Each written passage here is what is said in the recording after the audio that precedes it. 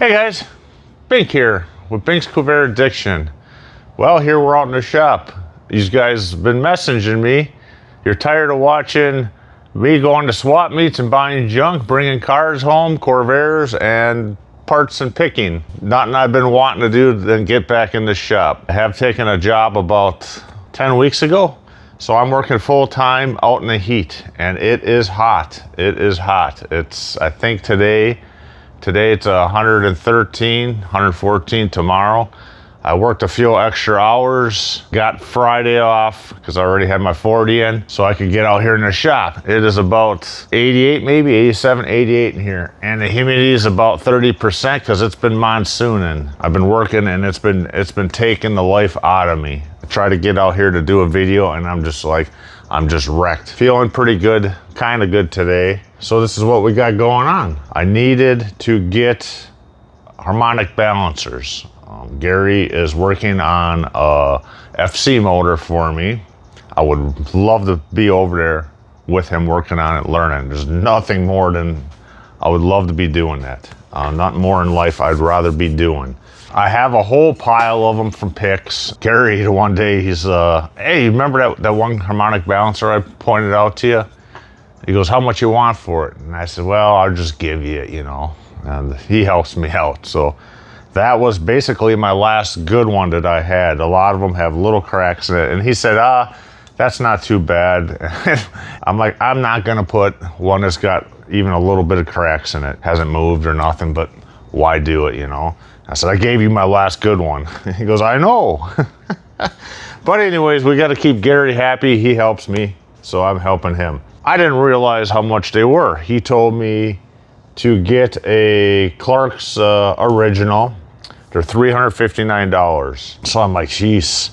I went in the supplement catalog for some reason, just kind of looked in there, and they have the Clark's balancer. It's $229, quite a bit cheaper. I was like, well, I wonder what's the deal with that. Well, of course, they have their high performance one for $367. I went ahead and I had to do a parts order for Rusty Nugget. That's what I need a harmonic balancer for. Rusty Nugget, we're building the motor for it, or kind of Gary, and I'm kind of doing what I can. Did about $1,000 order from Clark's when I was on the phone, a little over 1,000 with shipping. I was talking to, I don't know who, but one of the nice ladies that take your order, and they're really nice and helpful out there.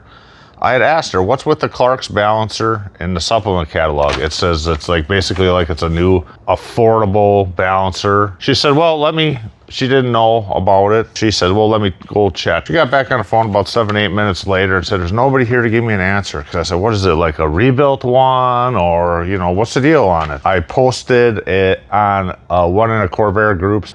What's with this Clark's balancer? Has anybody used it? Have they had any luck with it? The other ones are kind of expensive. I said, you know, it's supposed to be an alternative to the original. So I had a bunch of people go, yeah, you know, I bought one. You know, it seems fine with me. Had a comment that says, you know, you know, kind of gave it to me a little bit, saying, you know, it's not junk. They stand behind her stuff. I said, I know. I'm just trying to find out what's the deal with it. And another guy had messaged. He bought one, a couple of them, and he likes them. So there's a few other comments on there. Somebody else bought one from somebody at another place and got it, but he was happy with it. It wasn't painted or nothing. He said he had to paint it. People say, well, you know, Damper Doctor, which I didn't know about out in California. Kind of looked that up. Somebody had posted, oh, you know, you can get them from there for like $80 a piece rebuilt. And I'm like, oh man, that's like smoking deal. I went ahead and messaged him, John Weiss, W-Y-S-S, the doc, Damper Doctor, how much for Corvair ones? And he kicked out the price to me. I forget what it was for one. He says if you order more 10% off. So, you know, if you send them some cores, 10% off. Yeah, $135 each is what I paid. And shipping, handling, $25. So $135 a piece. I sent them 3. Why did I send them 3? I only need 1, maybe a second one would be good. Because I suppose probably the next time I go to order one, shipping will be another $5, and these will probably go up.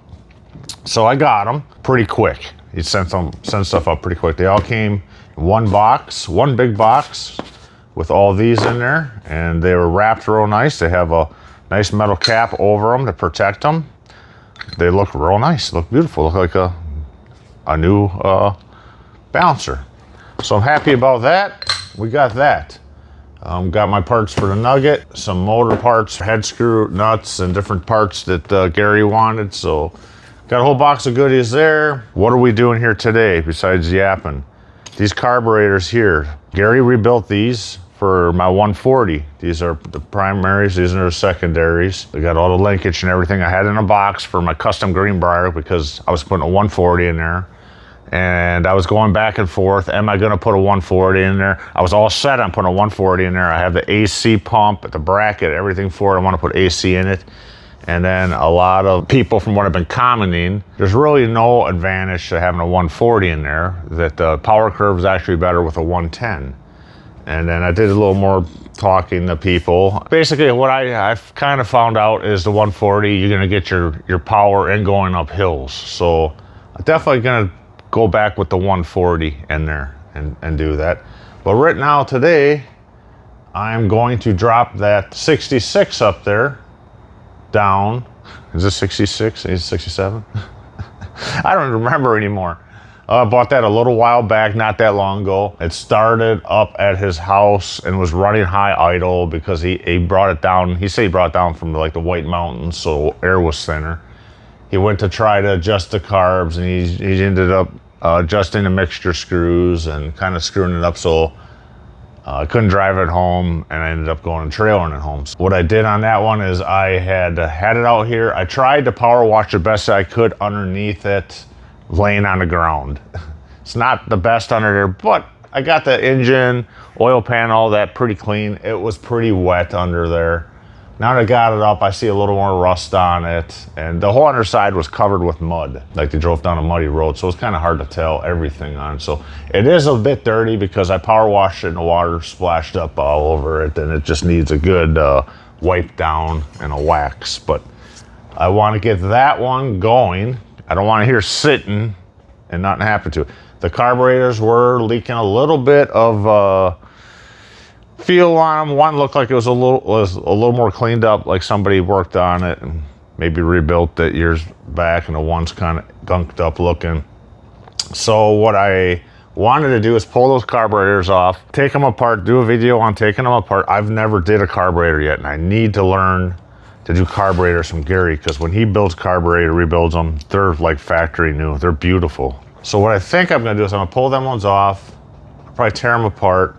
I might just go ahead and throw these ones on. These are 65, 66s.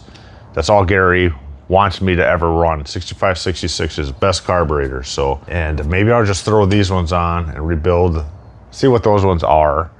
And I'm still learning identification marks on them to identify a 63, 64. I know 65, 66 are the same. If I'm telling you right, as far as I know. Might just throw these on there. Another trick Gary told me to do is if I put these ones on there, he said instead of cranking the motor over to get the gas pumping in there, he said loosen up the nut, back your bolt off for your fuel pump. This one has a manual fuel pump on it. And he says manually plunge it up and down to get the fuel. He said you'll actually hear it pumping into the carbs, so you're not cranking. I think I'm gonna try to do that on there. It's been on the rack for, I don't know now, it's been a little while. We'll go under there and see what is all leaked. I need to put new gaskets underneath it. The oil pan was leaking pretty dang good. Transmission was leaking pretty good, the automatic transmission pan. Valve covers, one seemed pretty dry. One just had a little bit of a wet spot on it. As of now, I don't think I'm gonna mess with those. We'll take a look at it. Let's get over there and take a peek underneath that car. You're tired of listening to me jibber jabber and blah, blah, blah, blah. I'm sweated through already, haven't been doing much. We'll go take a look. Like, you know, there's some rust there and around the lights, but I'm just gonna give this thing a good cleaning and just wax it and just use it as a driver, a survivor. Let's take a look underneath. Now, like I said, it was all mud under here, and you can see where I kind of got and didn't get it, so that kind of looks a little kind of crummy. I mean, it does have, you know, some rust on there on this stuff. Not bad. There's nothing rusted through on here that I see. I thought the steering box would have been leaking. I put a pan here and it did not leak. Nothing. They always seem to leak to me. And I said it looks a little funky because I could only get in here the best I could from laying down on the side with my power washer. So I got clean what I could get cleaned. And it seems to be pretty solid under here. Not too bad. And I did get, this was really bad, all of this. So I slid the pans out of the way, and the pan underneath transmission cover here, when I was there, it wasn't even reading nothing on the stick. So we'll get that changed right away. Yeah, you see like rubber pieces are hanging here from over here. That's just all the rubber kind of is pretty much common to get toasted out here in Arizona. So we got that. Looks like it's leaking between here. So the seal's probably gone in the bell housing. And that's the same thing as my Blue Boy that's been completely rebuilt. We have to drop, or I have to drop that motor and put a new seal in there. Gary said it's a 50-50 on them things to get them on there without it dripping. Mine's just, you know, it just drips. It's not bad. Right now, it's all dry. It's just pouring out of this side real bad. So we'll get that changed. And this was all oil here from somewhere. And I think that was all clean and dry. So I don't know, maybe it's coming out of that valve cover there. And the oil pan here doesn't look to be too bad right as of now. So anyways, this was bad. It was caked with oil. Yeah, look at a pretty color there. That's on the top of the turkey roaster too. Put some big hefty exhaust pipe down here. Now I don't like, it's not rubber mounted on here. If you can see it. I don't like that. It's not rubber mounted. That should move. It's got some not so good weld on there. Kind of ugly. So I do believe that should have a hanger on it so it at least moves with the motor. I don't know what they did there with that. Oh, that's what they did to hold it to this bracket. Okay. So, yeah, interesting. Anyways, yeah, we've got to figure out what this is here leaking. Get this here changed for sure. I should definitely probably start with that, or we could drop her down and look at the carburetors too. All right, we got her dropped down. Both carburetors, that one looks cleaner over on that side, but that one I know was leaking. This one was leaking too. We'll get these off, check them out, and I have to look them over to see. I'm still learning to figure out what years they are. And I still haven't even looked up the number on this dang engine here. It's an RW. Well, let's look that up. All right, guys, I'm looking it up in the Corvair Junkyard Primer. Handiest little thing you can get. You can get them from Clark's. Corvair's RW is a 66, 68, 110. Yeah, if I'm looking at it straight, 110, 164 displacement, automatic. Handy. So that's the motor in this Corvair motor. I always keep calling them motors. I think everybody calls them motors or engines. One guy had commented, motors are electric. You know, kind of gave me a little something, and I said, kind of went back like, you know, what about Ford Motor Company, General Motors, Detroit Motor City, you know, they call it a motorcycle, not an engine cycle. Yeah. So anyways, I don't know. I always end up calling it a motor. It's an engine, runs a car. So there's that. This was the 2026 supplement catalog that I found the harmonic balancers in on the second page. Yeah, and this is all in stock new Clark's harmonic balancers. So they're probably good too. $239, but for under 150, I got them rebuilt, and I think that's just fine too. So yeah, I did pull the pans and my oil pans under there, the catch pans, and there's a lot of oil on that from the transmission or transmission fluid. Engine oil, barely anything on there. That's a good sign. These are the two pans that were sitting under there, and right here is where the transmission pan was. You see it freaking dumped. It dumped a lot under there. There's a lot. As far as the oil, just right here where I was showing you, it was a little wet, and it did leak a little bit there. So some of it could be, I don't know where the transmission was kind of dripping here too. It could have been dripping right between. All right, we're gonna clean these up and get these slid back under there and pull those carburetors off. I guess that's what we're gonna do. So hey guys, I got those drip pans cleaned up. They're back under there. I like to keep my floor and everything clean. As you can see, I had added a rubber mat to the floor, taped that all down nice. I got these dimmable lights, LED lights. In there, I got one up here with a touch pad. Came all with it. I got another one in the back with the touch deal. I put it back by my work area. I ran all my lines for it, and it just worked out for me in my shop in the grout, or not the grout, the expansion joints. And I just taped them over here. They're all under there, and you're not tripping over any wires or nothing. I really like that. I don't like oil all over my floor. That's why I got this mat after doing Blue Boy. It was kind of a mess under there. So there's some oil drips under there now. I got to wipe up. That was from the 62 four-door. I keep this one up and roll that one under it. I got it outside right now. I think that's about it. Jill says I'm a putz.